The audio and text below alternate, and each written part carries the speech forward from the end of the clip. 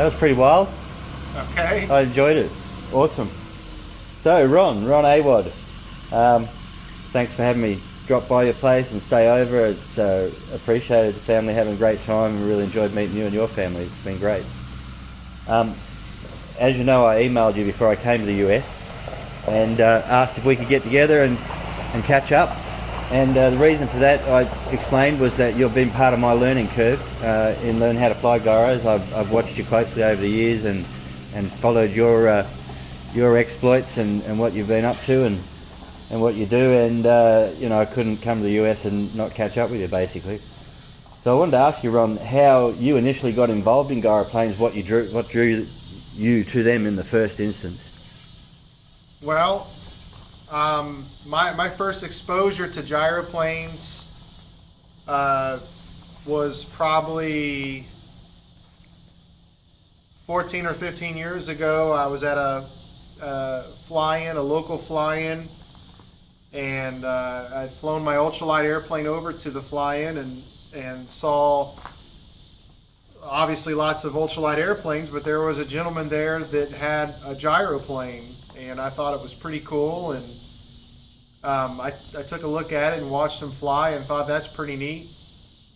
But the problem was there was nobody else in the area that had one, and I didn't have the internet back then and had no clue where to find any information about them or anything else about that. So I was kind of turned off by the whole idea because I felt like I'd be completely stepping into a whole new world all on my own. So fast forward a few years, and I happened to be down in Florida. Had moved there in '99, and got back into flying ultralight airplanes, and decided to take my plane and display it at an air show. And just on a whim, I decided to take a walk and see what other kind of aircraft were on display, and I saw all these big military planes and air show planes and big crowds of people standing around. And then there was a big huddle of people around something, and I couldn't tell what it was. And I'm thinking, well, what's so interesting that everybody's over there? So I walked over, and there was a really, really nice gyroplane on display and had trophies in the seat, and there was a gentleman there answering questions, and I patiently waited my turn. And it turned out to be a guy that I don't believe he's too involved with gyros anymore, but we called him Catfish. That was his nickname, Richard Oxum. And he had his real nice Soma gyro out there, and I waited my turn, and when it was my chance to talk to him, he answered all my typical newbie questions. How does the rotor spin? What does it do? How does it fly? And at the end of our conversation, he invited me to another airport for the following weekend, where he said that the gathering of gyro pilots flew, and suggested I come out there. So the next Saturday, I was there first thing in the morning, and as I pulled up, it was the Immokalee Airport there in Southwest Florida, and as I pull up, there's 4 or 5 gyros parked down in front of a little hangar, and 2 or 3 of them up in the air flying around, and these guys were flying right over the crowd 50 feet above and waving and zipping back and forth all over the place. And I was just like, that is so awesome, I've got to get into that. So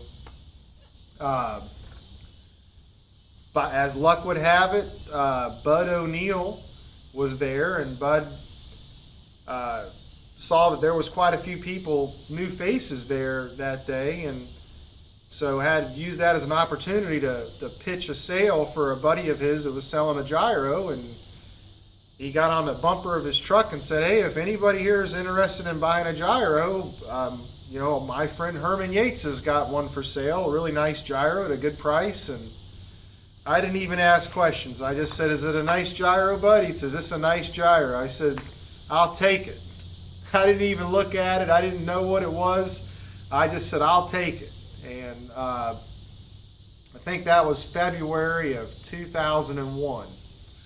And so I made arrangements over the next week or so to drive up to Orlando area and pick up the gyro. And I had to buy some rotor blades, so I ordered some rotor blades from Sport Copter. They had just come out with their own line of rotor blades. And I owned a gyro. Of course, I didn't know anything about flying it, but I had one. Excellent. So that was about 2001 then? Now, it's February of 2001. Excellent. Okay, and obviously that was a home built? Yes, sir. Yeah, okay. And then later on you stepped into a Dominator. Can you tell us how that came about? All right, well, yeah, so I bought this gyro. It was basically it was a modified Benson. It was a drop-keeled Benson, real similar to like a Falcon or a 3D RV. It had a EA81 Subaru engine on it, direct drive, and it was a nice gyro. I learned to fly on it. I flew it a lot. I never had an hour meter on it, but I'm sure I probably put a good 250, 300 hours in that thing in the first year alone. I flew it a lot. And, you know, it wasn't very flashy. Obviously, it was a little underpowered with a direct drive engine and my weight. And it definitely wasn't a very flashy machine. And, you know, I had been to two years in a row. I'd been to Benson Days, and I'd been to the Rotors over in Carolina. Then, of course, all the local gyro meets there in Florida at the Sun State Club. And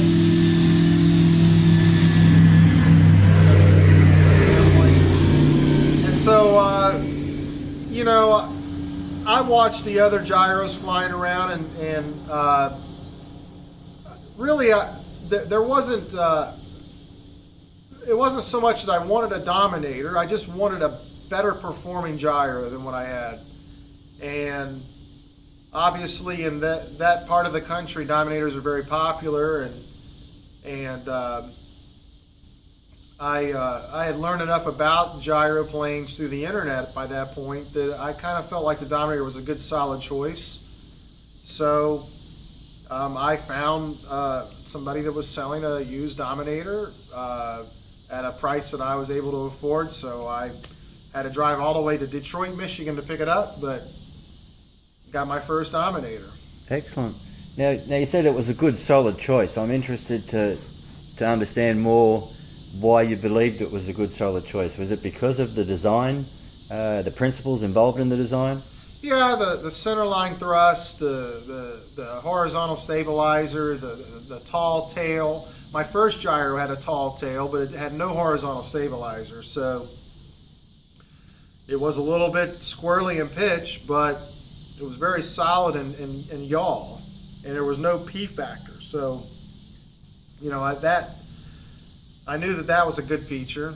And then obviously, you know, suspension. This thing had a nose pod with a windshield. Had an electric start 582 engine, a real powerful pre-rotator. It just, you know, it was like stepping out of an old Volkswagen Beetle into, you know, a nice, modern, sophisticated car. It was all the bells and whistles.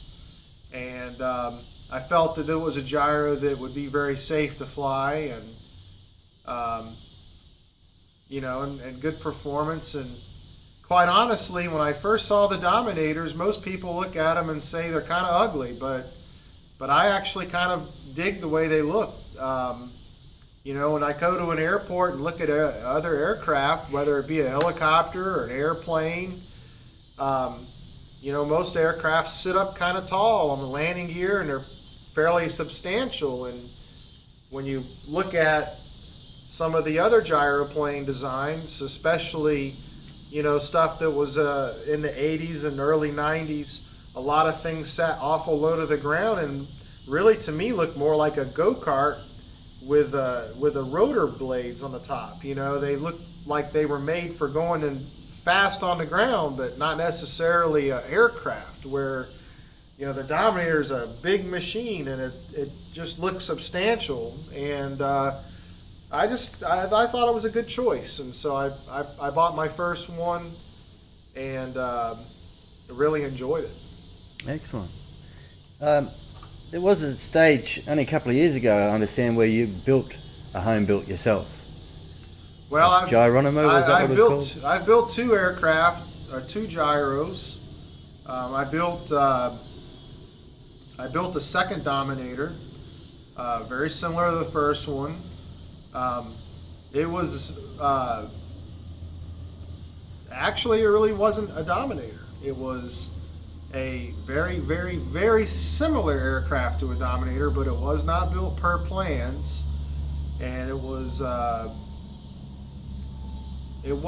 in a kit form. Somebody had bought plans or whatever, had produced a couple of one-off kits that were very similar to a Dominator. They used a lot of Dominator components, and I had an opportunity to purchase a kit that was incomplete. It hadn't been really put together yet, and I was able to get a good opportunity to buy that at a good price, and so that was my first ever real aircraft build, and I built that and put it together, and I flew it for a few years and won a few awards with it. Then I did some, I consider mild modifications, but I lowered the seat and rearranged the fuel system on it and did a few other changes to just for various reasons, and I actually won several awards with that machine. And then of course I moved on to the two place that I have now. But in the meantime, I did build from scratch a little one-seat gyro that we nicknamed the Gyronimo. And the idea there was to build a very light, good performing machine? Yeah, actually the truth of the matter is that the whole reason I decided to build that was, here at home, I've got my gyro in the hangar. I can pull it out and fly it anytime I want here locally. I don't have to worry about trailering it or taking it places. But there's 2 or 3 times a year that I want to go to one of the gyro meets, whether it be Benson Days or the Mentone, Rotors over Carolina. And when I go to these events, I really like to camp out on the field. I don't like to do the motel rooms. I like to stay on the field, but I'm really not that fond of a tent. And I don't have the money for a really nice motorhome. So the whole idea behind Gyronimo was, obviously a Dominator would be a challenge to fit into a small enclosed trailer because they're just simply too tall. The whole idea was, hey, let's make a gyro that's very light, very simple, so that it would qualify as a Part 103 ultralight, and let's make it to where I can fold the mast and break it down and fit it into a small 12 or 13, 14 foot long enclosed trailer and take it to the fly-ins, and then when I get there I can pull it out and assemble it and then configure the trailer for sleeping arrangements and actually camp in the trailer, so I'm not in a damp tent if we have a rainstorm or whatnot. And so that was really the whole reason I decided to build it, was just something to put together to take to the fly-ins and be able to tow behind my truck and then camp in the trailer afterwards. And that was the reason I decided to build that. Okay.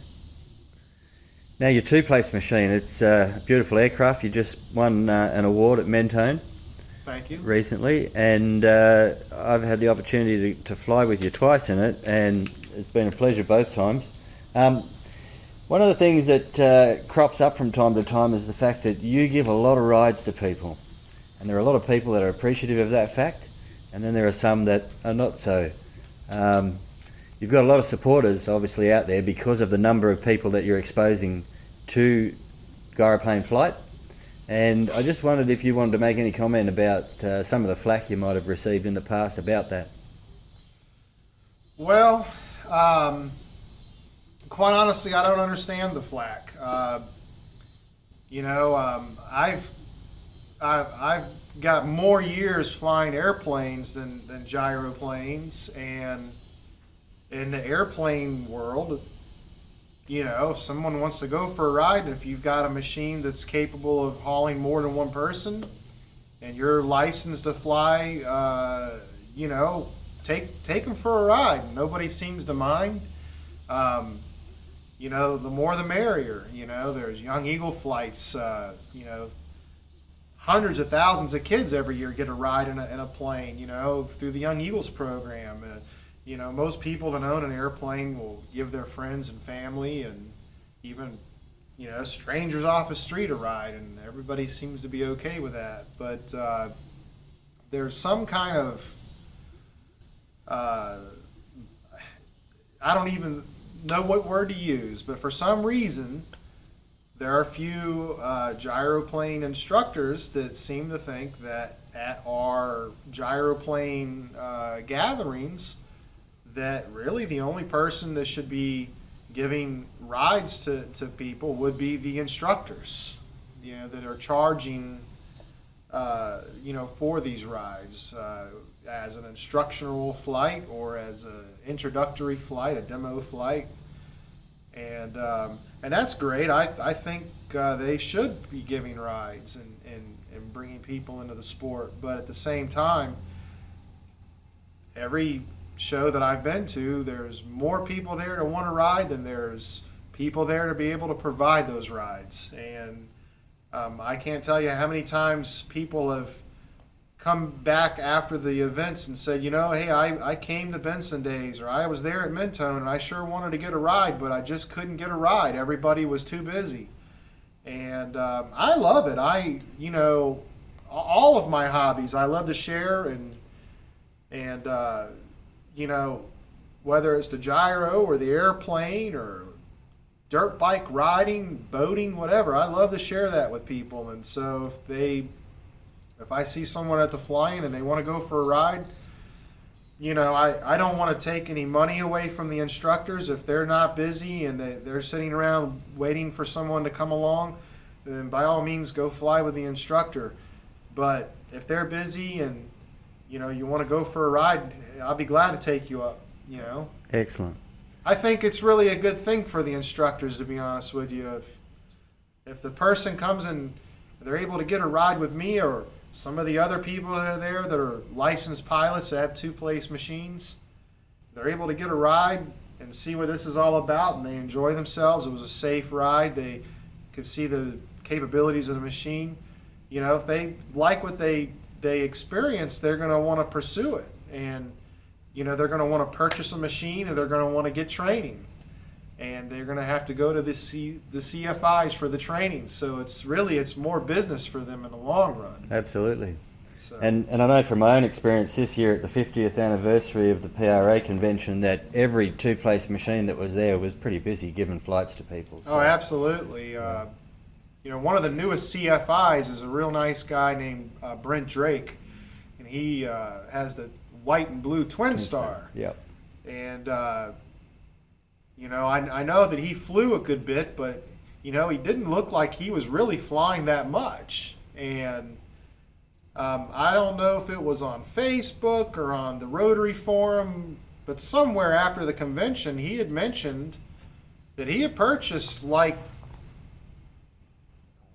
175 gallons, maybe it was, of aviation fuel over at Rochester during the convention, giving rides. He burned 175 gallons of fuel, and he really wasn't very high profile. He, if he burned that much, how about the other guys? Sure. So they were definitely giving some rides. Ron, are you looking yourself to become an instructor down the track? I have considered it many times. It actually wouldn't be very difficult for me to become a sport pilot CFI in gyroplanes. And I've considered it, and it's something that I may do at some point. With my children being kind of young and with all of my other hobbies and interests, I don't feel that I'd be able to dedicate enough time to training to make it worthwhile to a student. I think to do this as an instructor, you need to be able to, at a very minimum, dedicate 2 to 3 weekends a month where you're make yourself available to your students, minimum that much, if not full time. And I don't think I could make a living off of it. So I don't think I could quit my normal job and do it full time. And right now, I just don't feel that I'd have the ability to dedicate enough time. So Okay. right now, it's not probably going to happen anytime soon, but it is a possibility. Now, you did mention that you have a young family, so I'd like to bring up the point where it's well known that you've flown a huge variety of gyroplanes over the years. You've really thrown yourself into it and offered to test fly machines for fellas, and that's really put you out there. And I'm wondering, where you are with that particular situation today. I do understand you've just had a 40th birthday as well. I'm a little nervous about it, just to be honest with you. I've flown a lot of machines, and so far I've never damaged a machine. I've not had any close calls or anything where I've got it back on the ground and gone, wow, that was scary. Kissed the ground. I've not had any bad experiences like that. But there's a lot of things that when you haven't built the machine and you haven't flown the machine a number of hours, there's a lot of unknown variables that as just a test pilot, you have no idea. Did they torque the spindle bolt in the rotor head tight enough? Did they, when they constructed their gyro, did they use the proper alloy materials in the mast, in the brackets to support the seat? There's a lot of things that you really don't know, and it's kind of given me a little bit of a bad feeling that I really am kind of putting my neck out on the line for no reward. I'm not being paid huge sums of money to test fly somebody's machine, and it's just doing it as a favor because I know I can fly it. If it's flyable, I can fly it, but there's a lot of risk involved, and so I would still do it, but I have to really feel good about the machine, and if I'm not really feeling good about it, I won't do it. Okay. Well, I certainly appreciate your time. Take the time to talk to us. We are putting a DVD together, as you know, and the majority of the people that I've spoken to are people that I've learnt from over the last 8 or 9 years, and you've been one of those fellas. One of the other things I want to say is that a lot of people in the US say they put their life in your hands. Go fly with Ron. They feel safe. They put their children in your aircraft. And having flown with you twice, I certainly am in the same category now. You are an awesome pilot. There's no doubt about that. One last thing I'd like to ask you is, what advice would you give to anyone who's coming into the gyro industry, a newbie? What's the main piece of advice you're going to give them coming in? Well,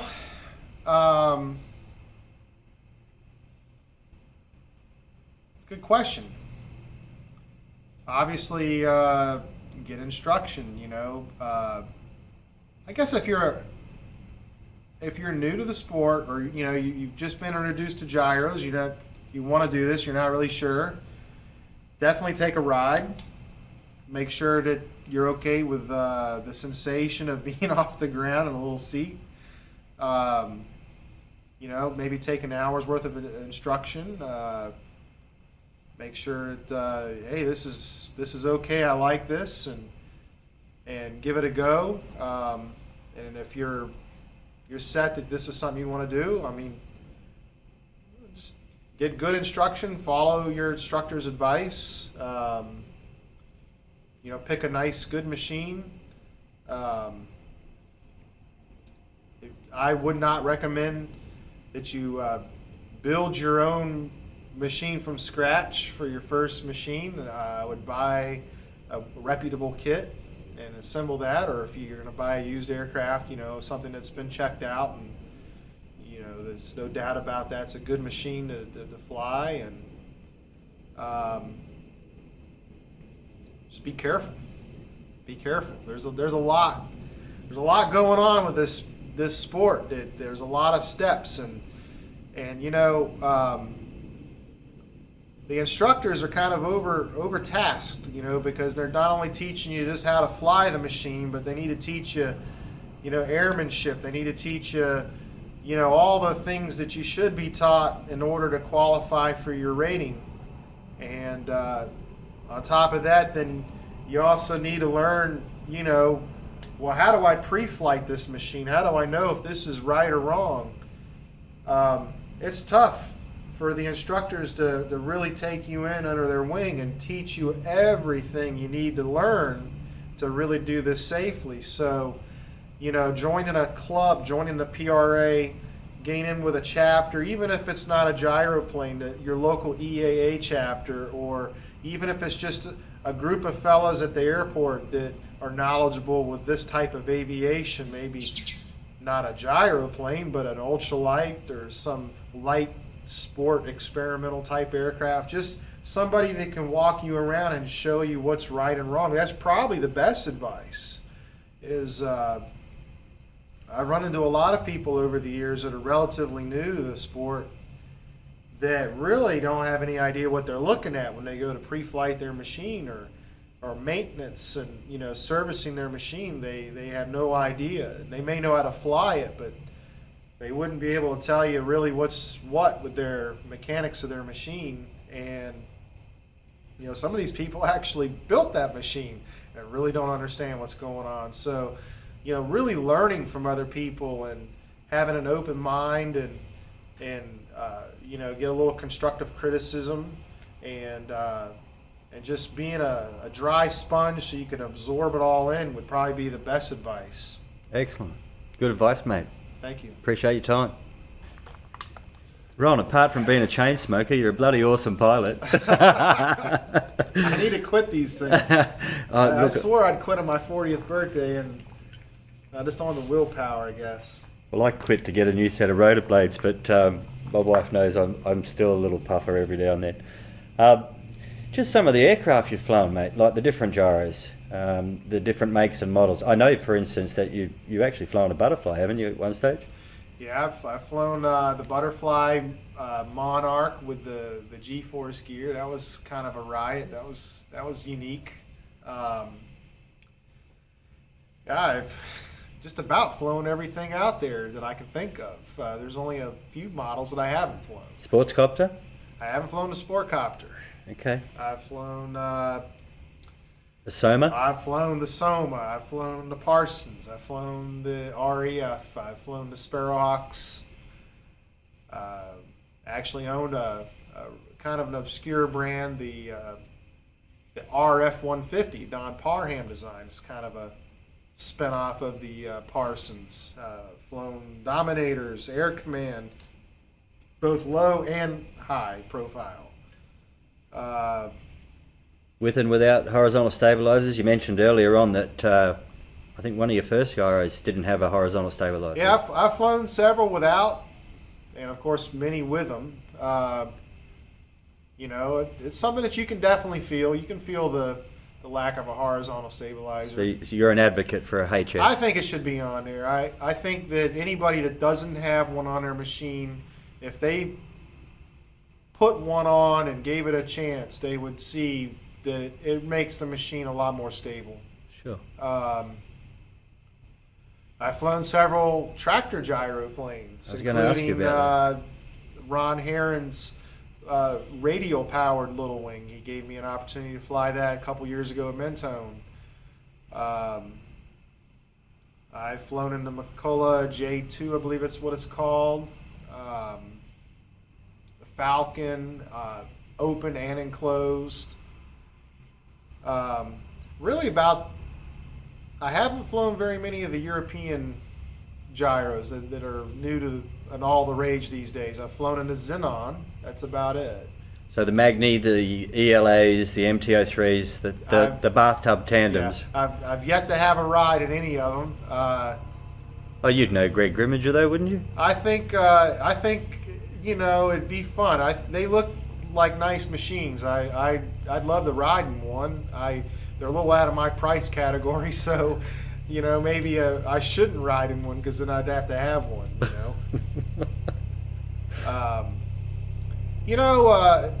A lot of people ask me,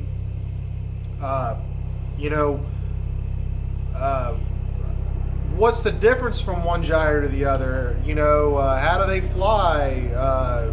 How does an Air Command fly versus a butterfly versus a Dominator? And really, to be honest with you, it may be just my natural knack for flying a machine that I don't absorb all the little subtle differences, but really to me they all fly the same. The inputs are the same. You push a stick to the left, they all go to the left. You push a stick to the right, they all go to the right. The differences are minor things. Some gyros, if you want to go into, say, like a 25-degree bank to the left, you may have to move the stick just this little amount. Other machines, you may have to move the stick twice as much because of the control geometry. Some machines, like for an example, Air Command, with the short Air Command tail. If you have a pretty powerful Air Command, if you really go full power on it, you can feel the whole aircraft will sort of tilt over from the torque of the engine. Whereas a machine with a full span tail doesn't do that. So that's a little difference that you'll feel. Some machines have the pump style controls, and that has a different feel than the walking beam setup. But really, they all fly the same. It's just these small little differences. How does the rudder feel? How does the ratios on the controls feel? Does the machine track fairly straight, or do you have to constantly give it inputs, to keep a pretty steady flight? Those are some of the things that I've noticed from flying one gyro to the other. Excellent. So, Ron, what is it exactly about flying a gyro or a gyroplane that really does it for you? Well, Greg, it's actually hard to describe. It's the whole experience. It's not just the actual flying of the gyro. It's the whole experience. I flew fixed wing ultralights for a number of years before I got into the gyroplanes, and there was actually a short spell where I got out of gyros, and I didn't have a gyro. Maybe 6 months, close to a year. I had sold my gyro and I was out. I was done. And I went and bought another fixed wing ultralight and really enjoyed flying it, but it's almost magical the way these things fly. Some people want to buy a gyro because they want a short takeoff. Well, I can get off the ground probably quicker in an ultralight airplane than I can get off the ground in a gyro. Some people buy a gyro for the visibility. I can get good visibility in a powered parachute that's just as good as this. The safety factor. Some people buy a gyro because they feel they're safer. They can land them just about anywhere. Well, if you're a really good pilot, you can land a small airplane in some pretty tight spots too. But it's the whole package of just the feel of the gyro, the things that you can do, what is that below us? Is that some deer? Let's stop and take a look. You can almost come to a stop in the sky, take a look, and then proceed, and it's something that you can't do in other aircraft. And it's not just the flying factor, it's the community. It's, you know, you've got this Rotary Forum where you've got people from all over the world that are, you know, you're basically made friends with all these people. It's how I've met you, is through the Rotary Forum.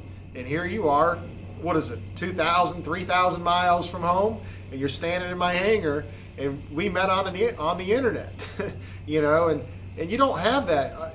I haven't experienced that in other forms of aviation. So, you know, you have the camaraderie of, you know, the gyroplane camaraderie where we all kind of come together and we're all brothers, you know, and that's a big part of it as much as anything else. Well, I'm sure that's how we all feel, and I don't think anybody could have said it any better than you. All right, well, I appreciate it. Thanks, Rod.